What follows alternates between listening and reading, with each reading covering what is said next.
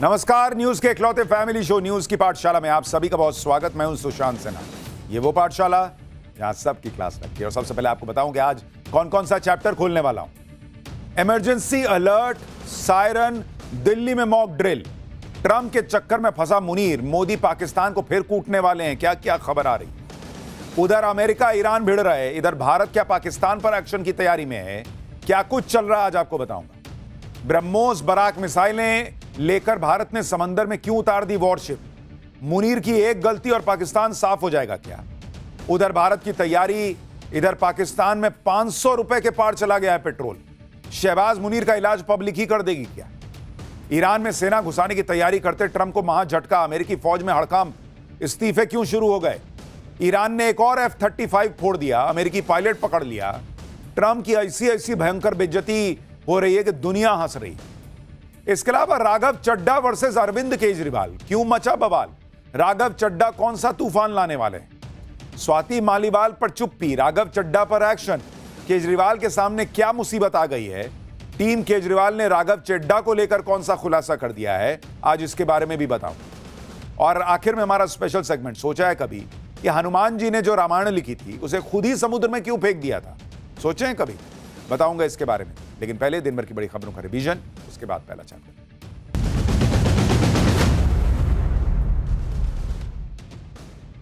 पश्चिम बंगाल के मालदा में न्यायिक अधिकारियों को बंदी बनाने के मामले में पुलिस एक्शन में है। भड़काऊ भाषण देने वाले मुफक्करुल इस्लाम को बागडोगरा एयरपोर्ट से गिरफ्तार कर लिया गया है। ममता बनर्जी ने आरोप लगाया कि अल्पसंख्यकों को भड़काने के लिए मुफक्करुल को बीजेपी लेकर आई। शिक्षा मंत्रालय ने एनसीईआरटी को एक अलग श्रेणी के तहत डीम्ड यूनिवर्सिटी घोषित कर दिया है। एनसीईआरटी अब diploma, under graduate, post graduate, doctorate और स्पेशलाइज्ड प्रोग्राम ऑफर कर सकेगी। एनसीईआरटी को ऑफ कैंपस और ऑफ शोर सेंटर बनाने की भी इजाजत हो। शराबबंदी वाले बिहार के मोतिहारी में जहरीली शराब से मरने वालों का आंकड़ा बढ़ गया। अभी तक 4 लोगों की मौत हो चुकी है, जबकि 7 लोगों की आंखों की रोशनी चली गई। कई लोगों की हालत अभी गंभीर बताई जा रही है। पुलिस ने इस मामले में एसएचओ को सस्पेंड कर दिया है। दिल्ली पुलिस ने एक्सपायरी फूड और नकली सामान बेचने वालों के खिलाफ बड़ी कार्रवाई की है। द्वारका से एक्सपायरी कोल्ड ड्रिंक कैन और बिस्किट बरामद किए गए हैं। इस मामले में 3 लोगों को गिरफ्तार किया गया है, जबकि कंझावला इलाके से बड़े ब्रांड की नकली टूथपेस्ट की फैक्ट्री पकड़ी गई। म्यांमार की संसद ने जनरल मिन आंग को देश का नया राष्ट्रपति चुन लिया है। सैन्य शासक मिन आंग को 3 उम्मीदवारों में से सबसे अधिक वोट मिलने के बाद राष्ट्रपति चुना गया। जनरल मिन ने 2021 में आंग सान सू की सरकार को हटा दिया था।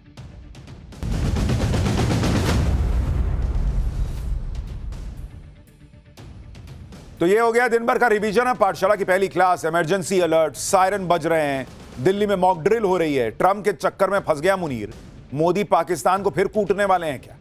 उधर अमेरिका ईरान भिड़ रहा है, इधर भारत क्या पाकिस्तान पर एक्शन की तैयारी में है क्या, क्या खबर आ रही है। ब्रह्मोस बराक मिसाइलें लेकर भारत ने समंदर में वॉरशिप क्यों उतार दी, क्या पाकिस्तान का सफाया होना है। उधर भारत की तैयारी, इधर पाकिस्तान में 500 रुपए के पार पेट्रोल। शहबाज मुनीर का इलाज पब्लिक ही कर देगी क्या, अब इसका चैप्टर। देखिए, पूरी दुनिया ईरान अमेरिका के युद्ध में उलझी हुई, लेकिन यहां भारत और पाकिस्तान के बीच भी क्या कुछ बड़ा होने वाला है, इसकी बातें होने लगी हैं।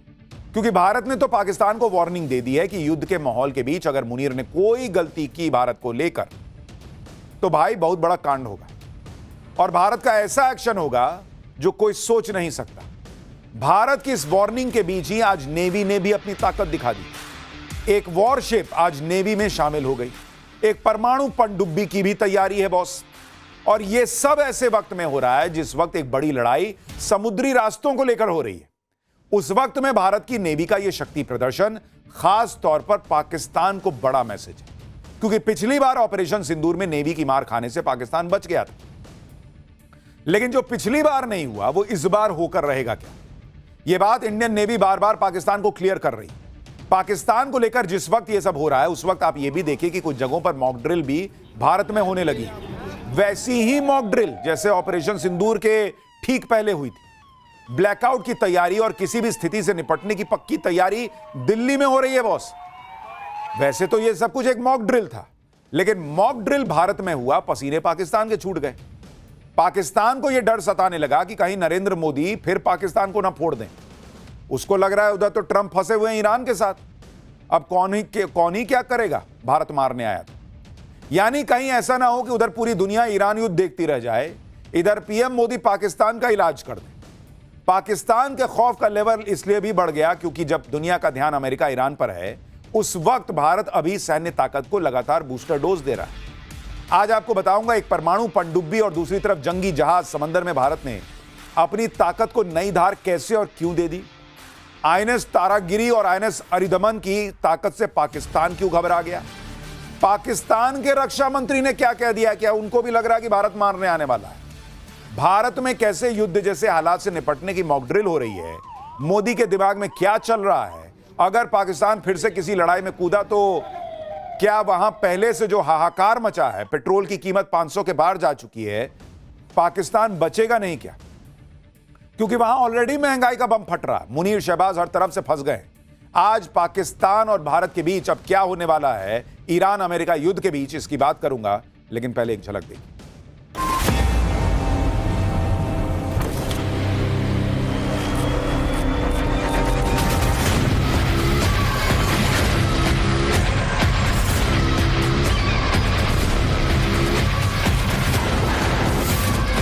ऑपरेशन अभी बंद नहीं हुआ है। यदि किसी प्रकार की नापाक हरकत पाकिस्तान की तरफ से हुई तो हमारे सैनिक उसका मुंहतोड़ जवाब देंगे।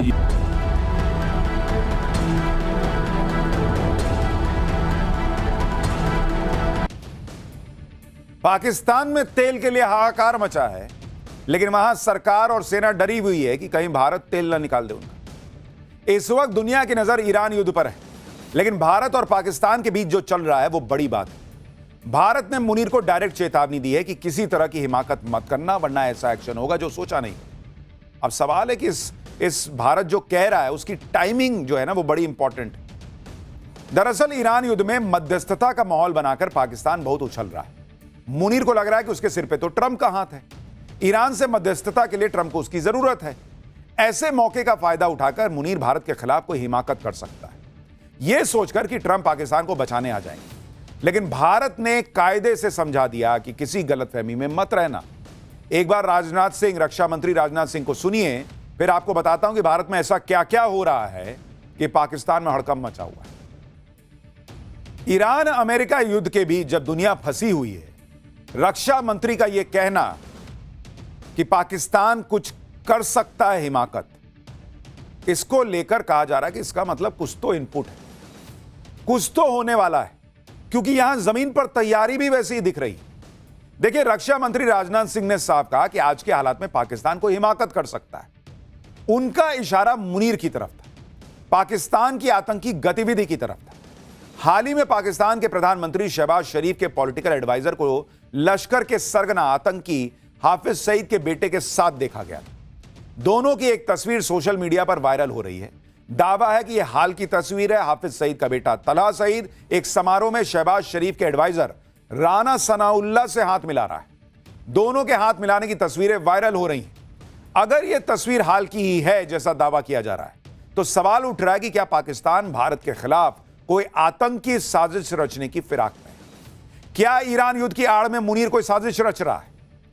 मुनीर का कोई भरोसा नहीं है। वो ईरान युद्ध के बीच अफगानिस्तान पर भी एयर स्ट्राइक कर चुका है और वो पहले से ही जख्म खाए बैठा है, क्योंकि भारत ने ऑपरेशन सिंदूर में बहुत मारा था। तो ये सुधर तो सकते नहीं पाकिस्तान वाले, इनको आग लगी है, बदला लेना है। और इनको यह लग रहा है कि मेरा देश बर्बाद हो जाए, भले 500 का क्या 1000 का पेट्रोल वहां बिकने लगे, लेकिन इसी बीच भारत में कुछ कर दे, ताकि अपने कलेजे को इनको ठंडक मिले और वहां पब्लिक को कहें कि देखो भारत में ही कर दिया। और शायद इसलिए रक्षा मंत्री कह रहे हैं, कुछ इनपुट मिला होगा, ये कुछ करेंगे। और भारत ने भी धमका दिया है, बॉस, कभी भी पाकिस्तान को सबक सिखाने का वक्त आ सकता है।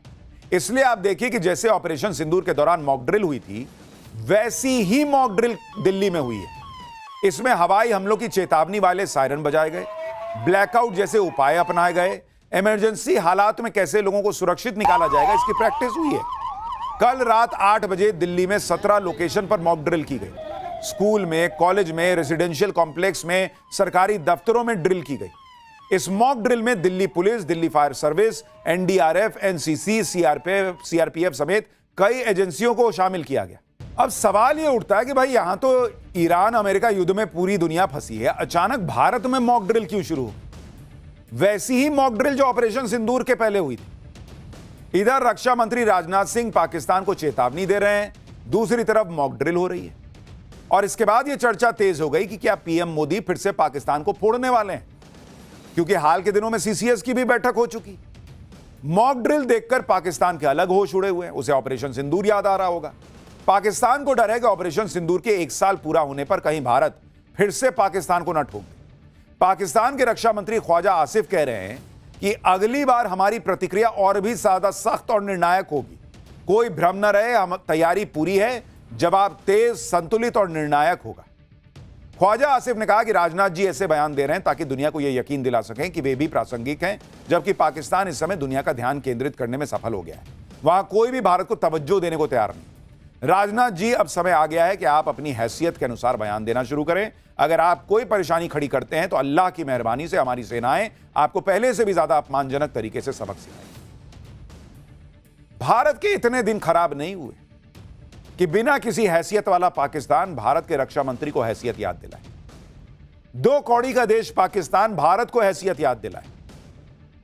अमेरिका के तलवे चाटने वाला पाकिस्तान भारत को हैसियत याद दिलाएगा। इतनी तुम्हारी हैसियत कभी नहीं थी। लेकिन पाकिस्तान घबराया हुआ और इसलिए ऐसी बातें कर रहा है। आप सोचिए ना भाई, जो देश भीख मांगकर अपना गुजारा कर रहा है, जिसके प्रधानमंत्री खुद कहते हैं कि हमें भीख मांगकर दूसरे देशों के सामने शर्मिंदा होना पड़ता है, उसका रक्षा मंत्री हैसियत की बात करेगा। पाकिस्तान के रक्षा मंत्री ने और क्या क्या गलतफहमी पाली हुई है, एक बार सुन लीजिए, फिर इनको इनकी हैसियत हम बताएंगे कि समुद्र में कैसे इनकी हैसियत याद दिलाएंगे। आप सोचिए, जो पाकिस्तान ऑपरेशन सिंदूर के तबाह हुए अपने एयरबेस को महीनों रिपेयर नहीं कर पाया, वो घर में घुसकर मारने की बात कर रहा है। और इनका एंकर कैसा है, पूछता भी नहीं है कि एयरबेस तो हमारा फूटा था। ऑपरेशन सिंदूर में तो भारत के एयर डिफेंस सिस्टम ने पाकिस्तान के ड्रोन, मिसाइलों सबको कबाड़ बना दिया था और भारत लगातार अपनी सैन्य ताकत को मजबूत कर रहा है। आज ही पीएम मोदी रूस के डिप्टी पीएम से मिले हैं। यह मुलाकात ऐसे वक्त में हुई है जब भारत ने रूस को 5 S-400 मिसाइल सिस्टम का ऑर्डर दिया हुआ है और बहुत संभव है कि रूस के साथ S-400 की जल्द से जल्द डिलीवरी पर चर्चा होगी। S-400 ने ऑपरेशन सिंदूर में बड़ी अहम भूमिका निभाई थी। लेकिन भारत का असली डर जो पाकिस्तान के दिल में बैठा हुआ है, वो है भारत की नौसेना की ताकत। क्योंकि पिछली बार ऑपरेशन सिंदूर में पाकिस्तान भारतीय नौसेना की मार झेलने से बाल बाल बच गया था। लेकिन उसे अब दूसरा मौका नहीं मिलेगा। खुद नेवी चीफ एडमिरल दिनेश के त्रिपाठी ने खुलासा किया है कि ऑपरेशन सिंदूर में नौसेना पाकिस्तान पर हमला करने से कुछ मिनट दूर थी, तभी पाकिस्तान ने सरेंडर कर दिया। भारत और पाकिस्तान में तनाव के नए चैप्टर के बीच कुछ लोग फिर से पीओके की भी बात करने लगे। ऑल इंडिया इमाम ऑर्गेनाइजेशन के चीफ इमाम डॉक्टर इलियासी ने कहा कि जल्दी ही पीओके फिर से भारत में शामिल हो जाएगा। इन सब बातों के बीच आप देखिए कि भारत कैसे समंदर में अपनी ताकत बढ़ा रहा है, क्योंकि ईरान अमेरिका के युद्ध ने एक बात तो क्लियर कर दी कि जो समंदर पर राज करेगा वो सबको घुटनों पर ला सकता है। ट्रंप ने कितनी ताकत लगा ली, लेकिन 1 महीने से ईरान से स्ट्रेट ऑफ हॉर्मुज नहीं ना खुलवा पाए। यानी पानी पर होने वाली जंग में जिसका पलड़ा भारी, जीत उसकी। ईरान युद्ध से बने इस सीन के बीच आज भारत ने बड़ा फैसला किया। भारत की नौसेना को आज 2 पावरफुल हथियार मिल गए जो ऐसी मिसाइल से लैस हैं कि पाकिस्तान ने अगर कोई गलती की तो वो खत्म साफ हो जाएगा। इसमें पहला स्वदेशी न्यूक्लियर सबमरीन INS अरिदमन है और दूसरा advance stealth frigate INS Taragiri. इन दोनों के आने से समंदर में भारत की ताकत कई गुना बढ़ जाएगी। यानी भारत ने अपनी समुंदर में अपनी ताकत और बढ़ा ली बॉस। आज स्वदेशी वॉरशिप INS तारागिरी नौसेना में शामिल होगी। आंध्र प्रदेश के विशाखापत्तनम में रक्षा मंत्री राजनाथ सिंह तारागिरी के कमिश्निंग समारोह में शामिल हुए। इस मौके पर CDS जनरल अनिल चौहान, नौसेना प्रमुख एडमिरल दिनेश के त्रिपाठी भी मौजूद रहे। सबसे पहले आप INS तारागिरी की ताकत का एक ट्रेलर देखिए, फिर इसके बारे में आपको विस्तार से बताता हूं।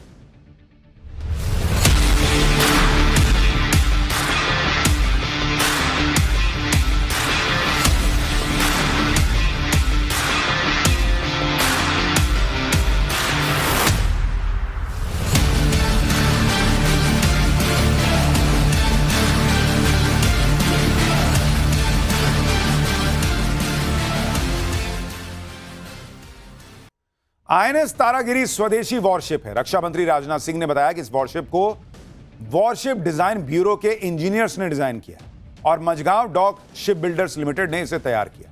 यह सिर्फ एक युद्धपोत नहीं है, बल्कि भारत की बढ़ती तकनीकी क्षमता, आत्मनिर्भरता और मजबूत नौसैनिक शक्ति का प्रतीक है। आईएनएस तारागिरी को मल्टी रोल ऑपरेशंस के लिए तैयार किया गया। हाई इंटेंसिटी कॉम्बैट से लेकर maritime security, anti piracy operation, coastal surveillance और ह्यूमैनिटेरियन मिशंस तक यह हर रोल में फिट बैठता है बॉस। सुनिए आईएनएस तारागिरी को लेकर रक्षा मंत्री ने क्या बताया। लगभग 7000 टन वजन वाला यह शिप केवल आकार में ही बड़ा नहीं है, बल्कि अपनी कैपेबिलिटीज में भी उतना ही यह शक्तिशाली है। साथियों, यह तेज गति से चल सकता है और लंबे समय तक समुद्र में यह तैनात रह सकता है। इसमें ऐसे सिस्टम्स लगाए गए हैं जो दुश्मन की गतिविधियों पर नजर रखने, खुद को सुरक्षित रखने और जरूरत पड़ने पर तुरंत उसका जवाब देने में मदद करते हैं। इसके साथ ही इसमें आधुनिक राडार, सोनार और मिसाइल सिस्टम जैसे ब्रह्मोस और सरफेस टू एयर मिसाइल लगाए गए हैं जो इसकी ताकत को और बढ़ाते हैं। स्टील्थ, स्पीड और स्ट्राइक, यही तीनों चीजें आईएनएस तारागिरी को घातक बनाती हैं। भारतीय नौसेना के इस नए योद्धा की क्या क्या खासियत है वो भी आपको बताता हूं। इसकी स्पीड 52 किलोमीटर प्रति घंटा है और रेंज 10,200 किलोमीटर। इसकी क्रू क्षमता 226 की है, वजन 6,670 टन। इसकी स्टील्थ तकनीक बहुत एडवांस है। इसका स्ट्रक्चर इस तरह से डिजाइन किया गया है कि इसे रडार से पर पकड़ना आसान नहीं है। इस 75% से ज्यादा स्वदेशी सामग्री से तैयार किया गया है। इस वॉरशिप में एडवांस वेपन सिस्टम लगा है जिसमें supersonic surface to surface missiles, medium range surface to air missiles भी लगी हुई हैं। यह दुश्मन की मूवमेंट पर नजर रख सकता है और अपनी सुरक्षा खुद कर सकता है और जरूरत पड़ने पर तगड़ा हमला भी कर सकता है। आईएनएस तारागिरी ब्रह्मोस जैसी मिसाइल से लैस है जो दुश्मन के जहाजों को 300 किलोमीटर की दूरी से तबाह करने में सक्षम है। इसमें बराक मीडियम रेंज की मिसाइलें भी लगी हैं जो 100 किलोमीटर तक हवाई खतरे को रोकने में सक्षम है। दुश्मन की सबमरीन को तबाह करने के लिए इसमें एडवांस टॉर्पीडोज लगे हैं। वॉरशिप रॉकेट लॉन्चर से लैस है। इसमें हेलीकॉप्टर भी तैनात हो सकते हैं। यानी आईएनएस तारागिरी, इसकी फायर पावर कितनी घातक है, इसका ट्रेलर देखिए, पाकिस्तान में हड़कंप मच जाएगा। तो इसलिए मैं कह रहा हूं ना कि एक तरफ मॉक ड्रिल हो रहा है, दूसरी तरफ रक्षा मंत्री कह रहे हैं, पाकिस्तान को चेतावनी दे रहे हैं, तीसरी तरफ समंदर में ताकत बढ़ा दी गई है। क्या ये कोई डॉट्स हैं जो कनेक्ट हो रहे हैं? इसीलिए पाकिस्तान जो है ना दहशत में। और सिर्फ आईएनएस तारागिरी नहीं है, इसके साथ साथ न्यूक्लियर सबमरीन आईएनएस अरिदमन की भी चर्चा हो रही है बॉस। आईएनएस अरिदमन की ताकत क्या है वो आपको पहले बताता हूं। आईएनएस अरिदमन भारत की अरिहंत क्लास की तीसरी पनडुब्बी है। यह advance nuclear powered ballistic missile पनडुब्बी है। यह भारत की न्यूक्लियर ट्रायड को और मजबूत बनाती है, यानी जल, थल, नभ तीनों से परमाणु हमले की क्षमता। इसमें 95 जवान तैनात हो सकते हैं और इसकी लंबाई 130 मीटर है। सतह पर इस पनडुब्बी की स्पीड 22 से 28 किलोमीटर प्रति घंटा है और पानी के अंदर 44 किलोमीटर प्रति घंटा। यह महीनों तक पानी के अंदर रह सकती है। इसकी मिसाइल लॉन्च ताकत सबसे बड़ी खासियत है, इसमें 8 वर्टिकल लॉन्च सिस्टम यानी VLS ट्यूब है जो कि पिछले मॉडल्स के मुकाबले 2 गुने हैं। 8 वर्टिकल लॉन्च ट्यूब की वजह से इसमें छोटी रेंज की K-15 मिसाइलें तैनात हो सकती हैं जिनकी रेंज 750 किलोमीटर है और इसके अलावा लंबी रेंज की K4 मिसाइलें भी इसमें तैनात हो सकती हैं जिनकी रेंज तो 3500 किलोमीटर है बॉस। भविष्य में K5 मिसाइलें जिनकी रेंज 5000 से 6000 किलोमीटर है वो भी इसमें ले जाई जा सकेंगी। यानी दुश्मन के बड़े इलाकों पर तक परमाणु हमला करने की क्षमता होगी भारत की। इस पनडुब्बी के जरिए दुश्मन की सबमरीन को मारने के लिए टॉर्पीडो लॉन्च हो सकते हैं, माइंस बिछाई जा सकती हैं, बहुत कम आवाज वाला रिएक्टर, एडवांस सोनार इसमें है जिसकी वजह से दुश्मन के रडार सोनार में आसानी से ये पकड़ में नहीं आती। इस पनडुब्बी में करीब 70% स्वदेशी सामग्री का इस्तेमाल हुआ है जो भारत की आत्मनिर्भरता को दिखाता है। भारत ने इतनी तैयारी कर रखी है कि मुनीर इस बार ऐसी मार खाएगा जो कोई सोच नहीं सकता। मुनीर भारत से लड़ने के बारे में अगर सोच भी रहा है तो लड़ेगा कैसे? पाकिस्तान की हालत लड़ने लायक नहीं है, वहां हालत संभाले नहीं संभल रहे। भिखारी पाकिस्तान का हाल यह है कि इस वक्त उसका तेल निकला हुआ है क्योंकि पाकिस्तान में तेल के लिए पेट्रोल पंपों पर लंबी लंबी लाइनें लगी हुई हैं। कल पाकिस्तान में सरकार ने जैसे ही पेट्रोल और डीजल के दाम बढ़ाने का ऐलान किया, वहां भगदड़ मच गई। लोग अपनी अपनी गाड़ी लेकर पेट्रोल पंप की तरफ भागे और देखते ही देखते पूरे पाकिस्तान में पेट्रोल पंप पर ऐसी लंबी लंबी लाइन लग गई। हर कोई चाह रहा था कि पेट्रोल के दाम बढ़ने से पहले टंकी फुल करा ले।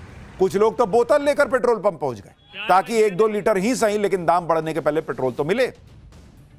और पाकिस्तान में तेल के दाम में ऐसी आग लगी कि बढ़ी हुई कीमतें सुनकर लोगों के पसीने छूट गए। आप खुद देखिए कि पाकिस्तान में पेट्रोल की कीमत एक बार में सीधे 137 रुपया 23 पैसा बढ़ा दी गई है, यानी करीब 43% का जंप एक बार में। और डीजल के दाम 184 रुपए प्रति लीटर बढ़ गए, यानी करीब 55% की बढ़ोतरी है। मतलब पाकिस्तान में जो 1 लीटर पेट्रोल 321 रुपया का मिल रहा था, वो आज की डेट में बढ़कर पेट्रोल 458 रुपया 40 पैसा का हो गया है। और डीजल जो है वो 335 रुपया 86 पैसे की जगह अब 520 रुपया 35 पैसे में मिल रहा है। जिस देश में लोग आटे के लिए लूटमार मचा देते हो, वहां 500 रुपए का पेट्रोल डीजल मिलेगा, ये क्या करेंगे? भिखारी पाकिस्तान के लोग कहां से पेट्रोल भरवाएंगे भाई? 500 रुपए का 1 लीटर पेट्रोल मिल रहा है वहां लगभग। पाकिस्तान से पेट्रोलियम मंत्री अली परवेज मलिक ने तेल की बढ़ी हुई कीमतों का ऐलान खुद किया। मुनीर और शहबाज को पता था कि वो जैसे ही तेल के दाम बढ़ाने का ऐलान करेंगे, लोग डीजल पेट्रोल लेने दौड़ पड़ेंगे और पूरे पाकिस्तान में जाम लग जाएगा। इसलिए सरकार ने रात होने का इंतजार किया और फिर भारतीय समय के मुताबिक रात के करीब 9 बजे पाकिस्तान सरकार ने अपनी जनता पर पेट्रोल डीजल का बम फोड़ दिया। अब लोगों के पास मुश्किल से 2-3 घंटे का वक्त था, क्योंकि रात के 12 बजे से तेल के दाम में आग लगने वाली थी। इसलिए लोग खाना पीना छोड़कर, काम धाम छोड़कर पेट्रोल पंप की तरफ भागे। कुछ लोग तो पेट्रोल पंप पर लगे प्राइस डिस्प्ले बोर्ड पर दाम बदलते हुए नजारे का वीडियो बनाते हुए भी दिखाई दिए। इस दौरान पाकिस्तान में लोग पेट्रोल पंप पर जमा हुई भीड़ को यह देखकर यह कह रहे थे कि पेट्रोल के लिए लाइन मत लगाओ, बल्कि शहबाज सरकार के खिलाफ सड़क पर उतर जाओ। तेल के दाम बढ़ाते वक्त शहबाज शरीफ को भी जनता के भड़कने का डर था। पाकिस्तान सरकार को पता था कि जिन लोगों की दिहाड़ी पाकिस्तानी रुपए में 1000-1200 है, उन लोगों की आधी दिहाड़ी तो पेट्रोल भराने में खर्च हो जाएगी। फिर घर क्या चलाएंगे, परिवार को क्या खिलाएंगे? और पेट्रोल डीजल के दाम बढ़ेंगे तो महंगाई अलग बढ़ेगी। इसलिए पाकिस्तान के पेट्रोलियम मंत्री ने तेल के दाम बढ़ाने की बात कहने से पहले जनता के सामने खूब रोना रोया। शहबाज सरकार ने जनता को यह बताया कि तेल के दाम कंट्रोल रखने के लिए उससे जो बन पड़ा वो सब कर लिया। मतलब 60% सरकारी गाड़ियों को खड़ा कर दिया, कैबिनेट मंत्रियों की सैलरी काट दी, तमाम सरकारी खर्चों में कटौती कर डाली, लेकिन बात नहीं बनी। और अब तेल के दाम पर कंट्रोल रख पाना शहबाज सरकार के बूते के बाहर हो गया था, इसलिए बढ़ाना पड़ा। ये भारत को हैसियत बता रहे थे भाई साहब, ये तो इनकी हैसियत है। यानी पाकिस्तान में कल रात 12 बजे से पहले जिन लोगों ने अपनी गाड़ी की टंकी फुल करा ली, उनकी थोड़ी बहुत तो मौज है, एक दिन करा लिए, उसके बाद आगे क्या। लेकिन जो लोग लाइन में लगकर भी पेट्रोल डीजल नहीं ले पाए, उनके चेहरे लटक गए। पाकिस्तान में एक बात अच्छी है, इन लोगों को इतना भिखारी की तरह रहने की आदत है, इतना कष्ट सह लिए हैं पिछले इतने सालों में कि उसमें हर कष्ट में भी खुश रहते हैं, हंसते कर 4000 का बनाए। पिछले हफ्ते शहबाज शरीफ ने सीना चौड़ा करके पाकिस्तान की जनता को संबोधित किया और खुद अपनी पीठ थपथपाते हुए कहा था कि पेट्रोल डीजल के दाम बढ़ाने के लिए उन पर बहुत प्रेशर है, लेकिन सरकार तेल के दाम नहीं बढ़ाएगी और सरकार ये बोझ उठाएगी। लेकिन ऐसा झूठा देश कि कल जब तेल के दाम बढ़ाने की नौबत आई, तब शहबाज शरीफ जनता के सामने नहीं आए, पेट्रोलियम मंत्री को भेज दिया कि जाओ तुम बढ़ा दो, ताकि पाकिस्तान की जनता पेट्रोलियम मंत्री को गाली दे और वो गाली खाने से बच जाए। तुम बंगले में रह रहे हो तो तुम तो सपोर्ट करोगे ही, ग्लोबल क्राइसिस गिना रहे हो। जब ग्लोबल क्राइसिस नहीं था तब भी 350 का तेल बेच रहे थे। कौन एहसान कर दिए थे तुम लोग पब्लिक को? पाकिस्तान की सरकार का माउथ पीस है ये शाहिद अफरीदी। कल रात से ही पाकिस्तान में शहबाज शरीफ की भतीजी मरियम नवाज का एक पुराना बयान भी बड़ा वायरल हो रहा है। जब पाकिस्तान में इमरान खान की सरकार थी, तब पेट्रोल डीजल के दाम बढ़ने पर मरियम नवाज ने कहा था कि जब बिजली और पेट्रोल के दाम बढ़े तो समझ जाओ कि प्रधानमंत्री चोर है। यह बयान देते वक्त मरियम ने शायद ये नहीं सोचा था कि आज यही बात उनके चचा शहबाज शरीफ के लिए लागू हो रही। यानी मरियम नवाज के बयान के मुताबिक पाकिस्तान के प्रधानमंत्री, उनके चचा शहबाज शरीफ भी चोर है। नहीं, हम तो मानते ही हैं कि आपका वजीर आजम चोर है, आपकी पब्लिक माने तब ना। पाकिस्तान की ऐसी हालत में मुनीर अगर भारत से लड़ेगा तो उसे बचाने वाला भी कोई नहीं है, क्योंकि जिस ट्रंप के भरोसे मुनीर बैठा है, वो ट्रंप तो खुद ईरान में बुरी तरह फंस गया है। पाठशाला में अब अगली क्लास, जिसमें आज आपको दिखाऊंगा ईरान में सेना घुसाने की तैयारी करते ट्रंप को महाझटका। अमेरिकी फौज में हड़कंप मच गया है, इस्तीफे का दौर क्यों शुरू हो गया? ईरान ने एक और F-35 फोड़ दिया है, अमेरिकी पायलट पकड़ लिया है। ट्रंप की ऐसी भयंकर बेइज्जती कि दुनिया हंस रही है। अब इसका चैप्टर। पाकिस्तान का मुनीर ट्रंप के भरोसे बैठा है, लेकिन खुद ट्रंप की हालत इतनी खराब हो रखी है कि ईरान युद्ध के बीच अमेरिकी फौज में हड़कंप मचा हुआ है। आप देखिए कि इधर ईरान से अमेरिका की भयंकर जंग चल रही है और उसी बीच अमेरिकी सेना प्रमुख को हटा दिया गया, कुछ और आर्मी जनरल हटाए गए हैं, जिसके बाद चर्चाएं शुरू हो गई हैं कि क्या अमेरिकी सेना और ट्रंप सरकार में अनबन चल रही है। बीच युद्ध में सेना प्रमुख को जबरिया हटाना बहुत बड़ा फैसला है, उनका इस्तीफा होना बहुत बड़ा फैसला है। क्या सेना प्रमुख ट्रंप की बात नहीं मान रहे थे या कोई और बात है? आप देखिए, अमेरिकी सेना में इस्तीफे शुरू हो गए हैं। सेना प्रमुख और रक्षा मंत्री में अनबन की खबर है, मन मुताबिक नतीजे नहीं देने का आरोप है। अमेरिकी अटॉर्नी जनरल को भी हटा दिया गया है। अब सवाल उठ रहा है कि ऐसा क्या हो गया कि बीच युद्ध में सेना प्रमुख को ही जबरिया हटा दिया? भाई, ट्रंप तो कहते हैं कि हमने ऐसा फोड़ा ईरान को, ऐसा मारा ईरान को जो दुनिया ने नहीं देखा था। उनके रक्षा मंत्री कहते हैं कि ऐसी जीत दुनिया ने नहीं देखी। तो अपनी सेना के लोगों पर कार्रवाई क्यों कर रहे हो? कहीं ट्रंप अपने लिए बलि का बकरा तो नहीं खोज रहे? इधर ट्रंप और अमेरिकी सेना में अनबन की खबरें हैं, तो दूसरी तरफ ईरान युद्ध तबाही के नए फेज में चला गया। अमेरिका ने ईरान का पुल उड़ाया, तो अब ईरान ने खाड़ी देशों के पानी और गैस के प्लांट पर हमला कर दिया है। ईरान ने कहा है कि हम पर जैसा हमला होगा वैसा ही जवाब दिया जाएगा, टिट फॉर टैट। ईरान ने खाड़ी देशों के मशहूर पुलों की लिस्ट बनाई है। इन पुलों पर ईरान मिसाइल से हमला कर सकता है।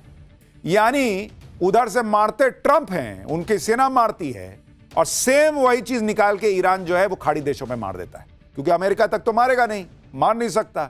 तो उसको पता है कि भाई किसकी मदद से अमेरिका टिका हुआ है, खाड़ी देश, यहां मारो, इनकी नस दबा। खाड़ी देश ट्रंप की तरफ देख रहे कि भाई क्या अगला मारने वाले हो, पहले बताओ भाई, तुम तो मार खा नहीं रहे, हम मार खाते हैं। खाड़ी देश उस आदमी की तरफ हो गए जो दो लोगों के बीच में फंसा हुआ है। लपाड़ जो है उनको पड़ रहा है।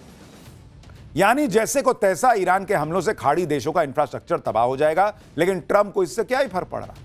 ईरान युद्ध में तो अब ट्रंप को और बेइज्जत होना है। आज ही एक बड़ी खबर आई कि ईरान ने एक और अमेरिकी F-35 गिराने का दावा कर दिया। साथ ही ईरान ने अमेरिकी F-15 जेट के पायलट को भी गिरफ्तार करने का दावा किया। और यह खबर इस वक्त पूरी दुनिया में चर्चा में। जिस वक्त डोनाल्ड ट्रंप ईरान में अमेरिकी सैनिकों को उतारने की तैयारी कर चुके हैं और नई नई धमकी देकर इस युद्ध को और भड़काने की बातें कर रहे हैं, उसी वक्त अमेरिकी सेना में कैसे खलबली मच गई है, आज आपको देखना चाहिए। अचानक अमेरिकी सेना प्रमुख रैंडी जॉर्ज को जबरिया रिटायर करके उनसे इस्तीफा ले लिया गया, जबकि उनके कार्यकाल का भी 1 साल बचा हुआ था। रक्षा मंत्री पीट हेग्सेथ ने सेना प्रमुख को हटाने का आदेश दे दिया। US army chief Randy George का कार्यकाल 2027 में खत्म होने वाला था। आदेश के बाद सेना प्रमुख रैंडी जॉर्ज ने फौरन इस्तीफा दे दिया। उनकी जगह क्रिस्टोफर ला नेव को अमेरिकी सेना का प्रमुख बनाया गया है। उप सेना प्रमुख क्रिस्टोफर रक्षा मंत्री पीट हेग्सेथ के सहायक थे। सेना प्रमुख को हटाने के पीछे कोई वजह पेंटागन ने नहीं दी। आप सोचिए, एक डेकोरेटेड आर्मी जनरल जो सेना के प्रमुख भी थे, उनको अचानक हटा दिया गया अमेरिका में। इस तरह के फैसले तभी लिए जाते हैं जब युद्ध में आप मन मुताबिक नतीजे हासिल नहीं कर पा रहे हो। और मैंने आपको पाठशाला में कई बार कहा है कि दुनिया में ढिंडोरा पीट देने से कुछ नहीं होगा कि हम तो जीत गए, अरे मार दिया ईरान को, कुछ नहीं बचा। अमेरिका को पता है कि उसकी औकात ईरान ने उसको बता दी, उसकी हैसियत बता दी, और इसलिए ये वहां अमेरिका में हड़कंप मचा है कि इस्तीफे हो रहे हैं। अब सवाल यह है कि युद्ध के बीच अमेरिकी सेना में इतने बड़े बदलाव क्यों हो रहे हैं? क्या अमेरिकी सेना में सब कुछ ठीक नहीं है? कहा जा रहा है कि रक्षा मंत्री पीट हेग्सेथ और सेना प्रमुख के बीच संबंध ठीक नहीं थे। दोनों के बीच सेना में नियुक्तियों को लेकर विवाद चल रहा था। पीट हेग्सेथ अपने हिसाब से सेना की कमान चेंज करना चाहते थे।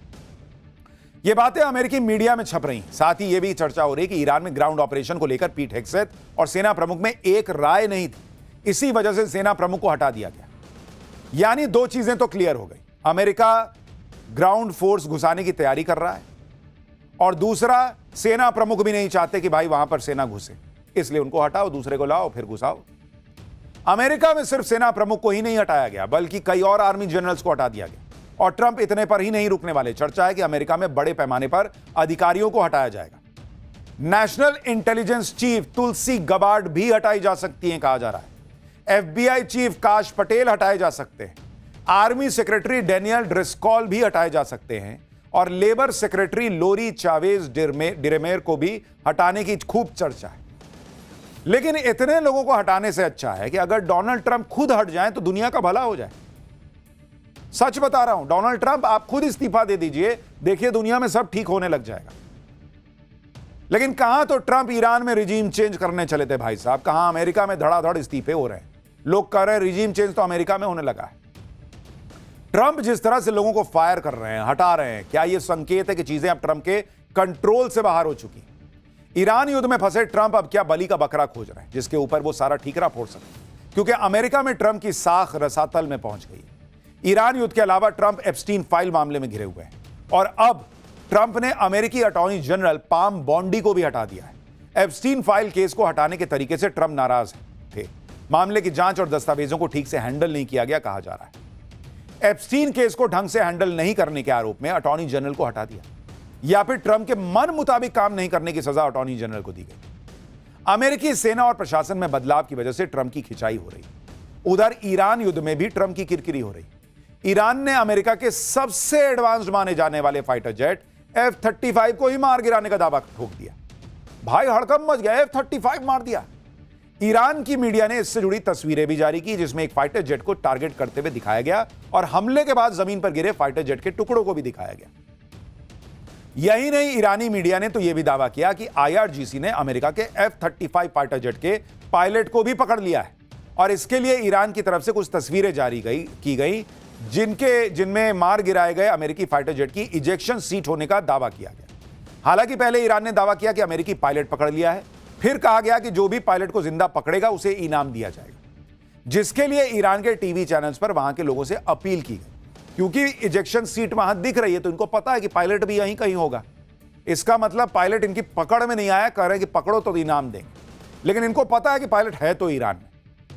अगर वाकई अमेरिकी पायलट पकड़ा गया तो यह ट्रंप के लिए बहुत बड़ा झटका साबित हो सकता है। जो भाई साहब भर दुनिया में कभी भारत पाक के युद्ध में 6 गिरे, 5 गिरे, 4 गिरे, 11 गिरे फाइटर जेट बताते थे कितने गिरे, वो भाई साहब के फाइटर जेट की दुर्दशा हो रखी है।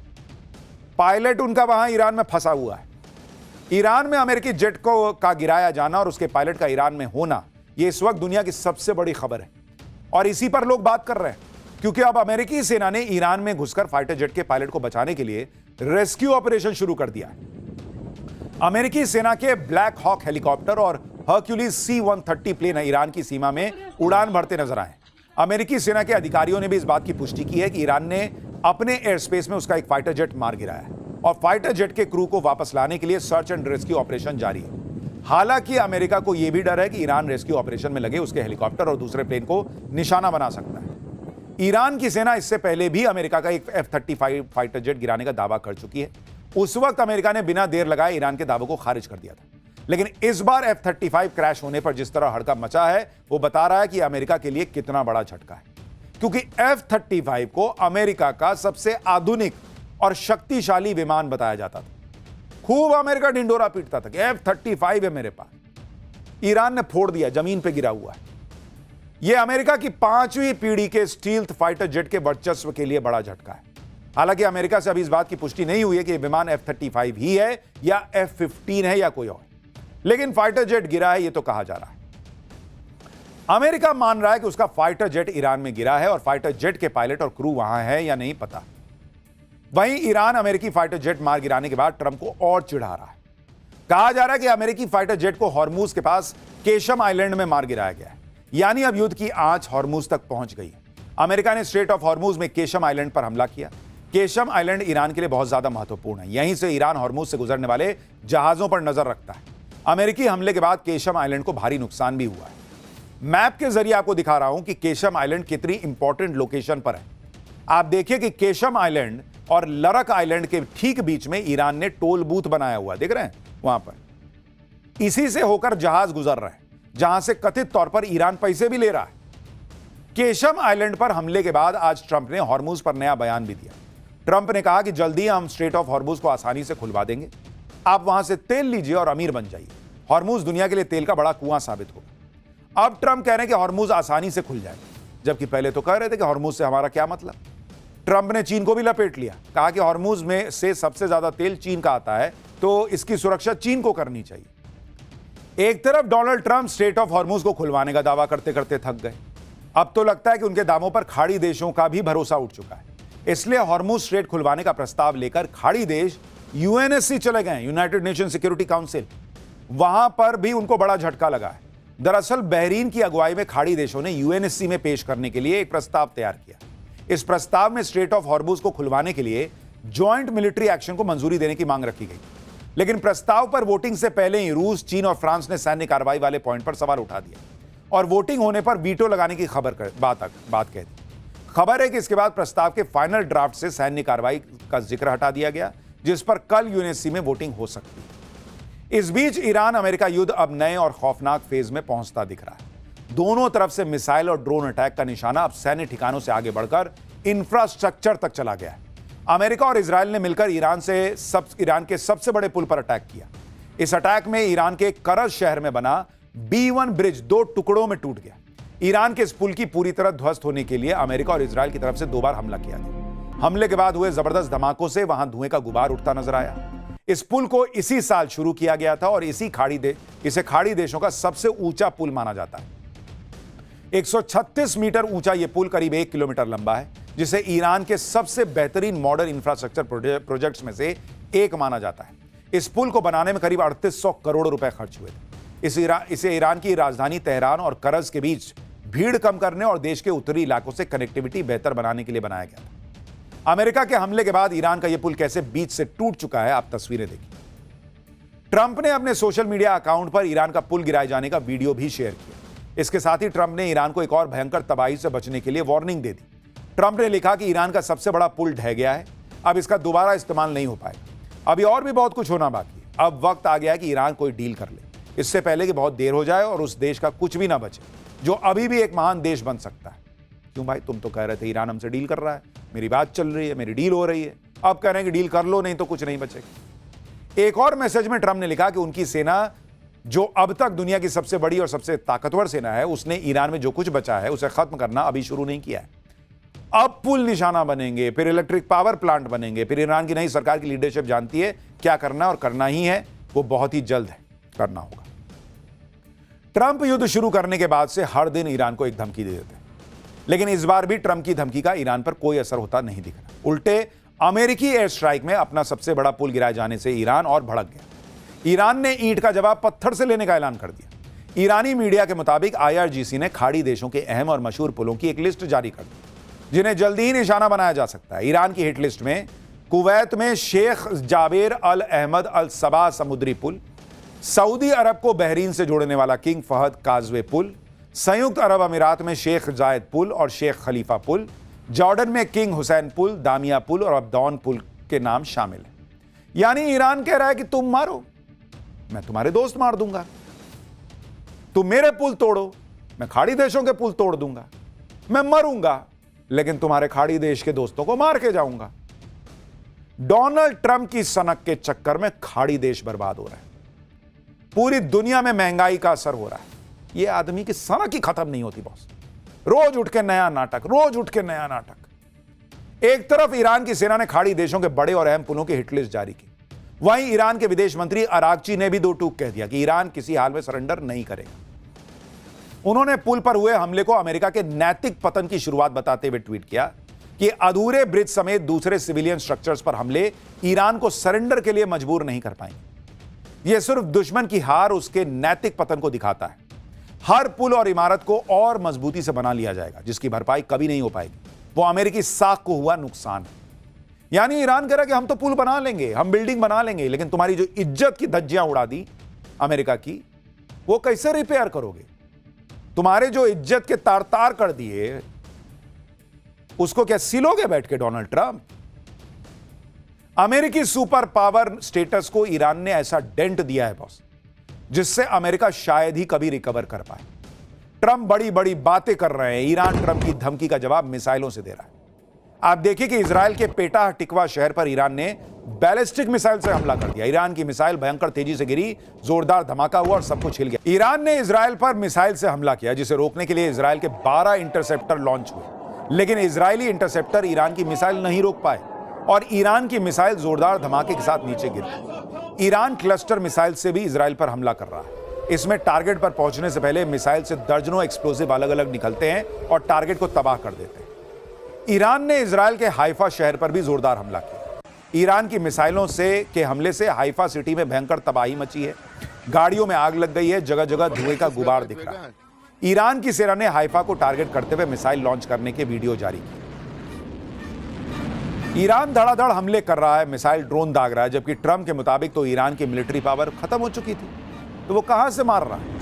ईरान की मिलिट्री पावर को लेकर ट्रंप ने मनमर्जी के दावे किए जो सच नहीं निकले। अब अमेरिकी मीडिया हाउस इसकी सच्चाई बता रहे हैं। CNN की रिपोर्ट के मुताबिक अमेरिकी एजेंसीज का मानना है कि अभी भी ईरान के आधे मिसाइल लॉन्चर सुरक्षित हैं। ईरान के पास हजारों ड्रोन हैं, जिनमें से 50% अभी भी इस्तेमाल के लिए तैयार हैं, जबकि पीट हेगसेथ ने कहा था कि ईरान के मिसाइल और ड्रोन लगभग 90% कम हो गए। यानी ट्रंप और अमेरिका के रक्षा मंत्री अपनी पब्लिक को जीत का चूरन चटा रहे हैं। कुछ हुआ नहीं बॉस, ये कुछ नहीं जीते हैं। ये लोग बड़ा चढ़ा के डींगे मार रहे हैं, जिससे पब्लिक में ये इमेज बनी रहे कि अमेरिका कुछ कर रहा है और ईरान की सारी क्षमता को खत्म कर दिया है। लेकिन ट्रंप की दिक्कत यह है कि हर दिन युद्ध में उनके दावे ध्वस्त हो जाते हैं, क्योंकि पूरी दुनिया देख रही है कि ईरान कैसे मिसाइलें मार रहा है। ईरान ने खाड़ी देशों में अमेरिकी ठिकानों पर जोरदार हमला किया। बहरीन, यूएई, कुवैत और सऊदी अरब में अमेरिकी बेस पर ईरान ने निशाना साधा। हालांकि अमेरिका और इजराइल ने भी ईरान में जमकर तबाही मचाई। तेहरान में इतना जोरदार धमाका हुआ कि कई इमारतें ध्वस्त हो गईं। ऐसा लग रहा है जैसे प्रलय आ गई है। ईरान पर हमले के लिए अमेरिका अपने वॉरशिप USS बल्कली का भी इस्तेमाल कर रहा है। अमेरिकी वॉरशिप से एक के बाद एक मिसाइलें ईरान पर कैसे दागी जा रही हैं, देखिए जरा। यानी इजराइल भी ईरान को फोड़ रहा है, अमेरिका भी ईरान को मार रहा है। लेकिन वो जो कर रहे हैं मिलकर कर रहे हैं, और वो तो एक्सपेक्टेड था कि आप करोगे। ईरान जो कर रहा है वो अनएक्सपेक्टेड है, और इसीलिए डोनाल्ड ट्रंप और अमेरिका हिल गए।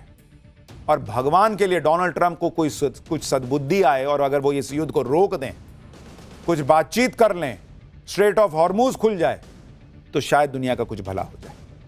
खैर, उधर ईरान और अमेरिका भिड़े पड़े। यहां देश की पॉलिटिक्स में कौन भिड़ा पता है आपको? राघव चड्ढा और केजरीवाल की टीम भिड़ गई है। राघव चड्ढा वर्सेस केजरीवाल, क्यों मचा बवाल? राघव चड्ढा कौन सा तूफान लाने वाले? स्वाति मालीवाल पर चुप्पी, राघव चड्ढा पर एक्शन। केजरीवाल के सामने क्या मुसीबत आ गई? टीम केजरीवाल ने राघव चड्ढा को लेकर क्या खुलासा कर दिया? अब इसका चैप्टर। इस वक्त राजनीति में केजरीवाल और राघव चड्ढा के बीच बवाल की बहुत चर्चा हो रही है। राघव चड्ढा केजरीवाल की टीम का प्रमुख चेहरा रहे हैं, लेकिन सीन ऐसा पलट गया कि अब राघव चड्ढा पर केजरीवाल की टीम धड़ाधड़ अटैक कर रही है। ऐसा बवाल मचा कि राघव चड्ढा को केजरीवाल ने किनारे लगा दिया। आम आदमी पार्टी ने कल राघव चड्ढा को राज्यसभा में डिप्टी लीडर के पद से हटा दिया। संसद में उनको बोलने के लिए समय नहीं देने के लिए कह दिया कि इसको मत बोलने देना। आज जब राघव चड्ढा बोले तो आम आदमी पार्टी में तूफान आ गया। केजरीवाल एंड टीम एक साथ राघव चड्ढा पर टूट पड़ी।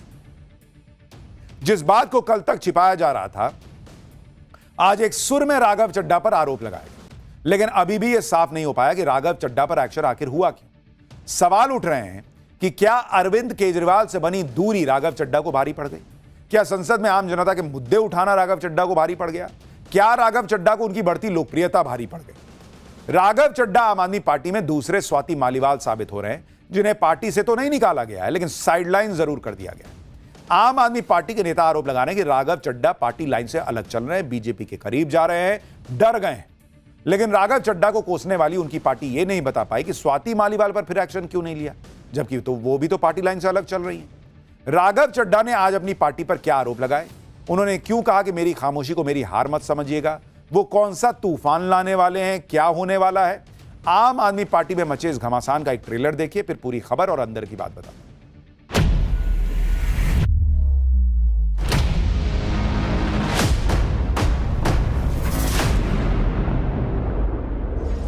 मेरी खामोशी को मेरी हार मत समझ लेना। मैं वो दरिया हूं जो वक्त आने पर सैलाब बनता है। जो डर गया समझो मर गया। विपक्ष के इतने नेता डर गए और कूद के बीजेपी में चले गए, शायद अगला नंबर हो सकता है राघव जी का। अब ये चोरों के गैंग में माल के बंटवारे की आपस की लड़ाई शुरू हो चुकी है।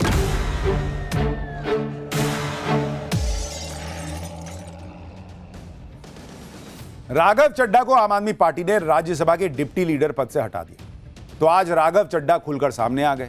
उन्होंने बिना नाम लिए अरविंद केजरीवाल पर हमला बोला और अपनी ही पार्टी आम आदमी पार्टी को चेतावनी दे दी। डिप्टी लीडर पद से हटाए जाने पर राघव चड्ढा ने पोस्ट किया कि खामोश करवाया गया हूं, हारा नहीं हूं। इसके साथ ही सवाल पूछा कि क्या जनता के मुद्दे उठाना गलत है? सुनिए राघव चड्ढा ने क्या कहा, इसके बाद बताता हूं कि उनके इस बयान पर आम आदमी पार्टी क्यों भड़क गई और उन्होंने क्या खुलासा किया। मुझे जब जब पार्लियामेंट में बोलने का मौका मिलता है, मैं जनता के मुद्दे उठाता हूं, और शायद ऐसे टॉपिक्स उठाता हूं जिसे आम तौर पर संसद में नहीं उठाया जाता है। लेकिन क्या जनता के मुद्दे उठाना, पब्लिक इश्यूज पे बात करना कोई अपराध है? क्या मैंने कोई गुनाह कर दिया, कोई गलती कर दी? Have I done something wrong? ये सवाल आज मैं इसलिए पूछ रहा हूं क्योंकि आम आदमी पार्टी ने राज्यसभा सेक्रेटेरिएट को ये कहा है कि राघव चड्ढा के पार्लियामेंट में बोलने पर रोक लगा दी जाए। राज्यसभा में आम आदमी पार्टी के 10 सांसद हैं जिनमें राघव चड्ढा की छवि बिल्कुल अलग है। वो संसद से लेकर सोशल मीडिया तक छाए रहते हैं, लेकिन पिछले कुछ अरसे से ऐसा हो रहा था कि अक्सर राघव चड्ढा पार्टी के मुद्दे पर उस तरह से खुलकर नहीं बोल रहे थे जैसे दूसरे नेता बोलते हैं। भाई आपको तो पार्टी ने भेजा ना, तो पार्टी की बात तो बोलिएगा ना। कम से कम आप पब्लिक का मुद्दा उठा रहे हैं, अच्छी बात है, लेकिन पार्टी ने आपको अपनी आवाज उठाने के लिए भी तो भेजा है।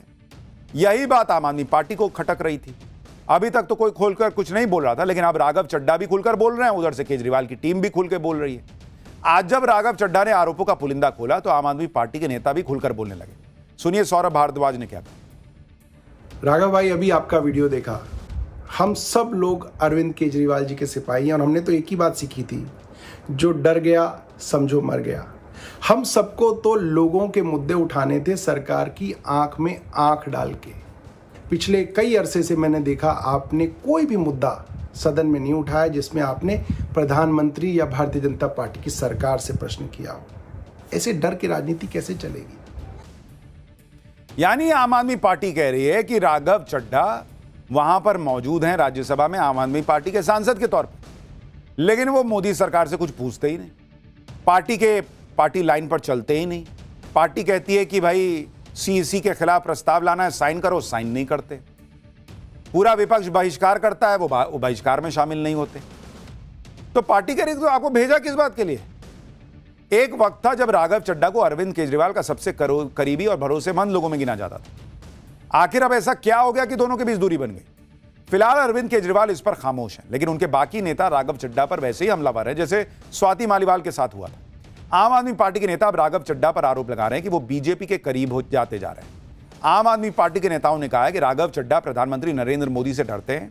राघव चड्ढा बीजेपी के खिलाफ कुछ नहीं बोलते। राघव चड्ढा संसद में पार्टी के मुद्दे नहीं उठाते, सॉफ्ट पीआर वाले मुद्दे उठाते हैं, असली मुद्दे नहीं उठाते। बोलने के लिए मिलने वाले समय में समोसे सस्ते कराने लग जाते हैं। गुजरात में सैकड़ों कार्यकर्ता गिरफ्तार हुए, लेकिन सदन में कुछ नहीं बोले। मुख्य चुनाव आयुक्त के खिलाफ प्रस्ताव लाया गया तो साइन नहीं किया। पार्टी ने सदन से वॉकआउट किया तो वो पीएम मोदी की हाजिरी लगाने के लिए बैठे रहे। अरविंद केजरीवाल की गिरफ्तारी के समय देश छोड़कर चले गए। दिल्ली की पूर्व मुख्यमंत्री आतिशी ने तो आरोप लगा दिया कि राघव चड्ढा जल्दी ही बीजेपी ज्वाइन कर सकते हैं। आज राघव जी बीजेपी पे सवाल उठाने से डर रहे हैं, मोदी जी के खिलाफ आवाज उठाने से डर रहे हैं।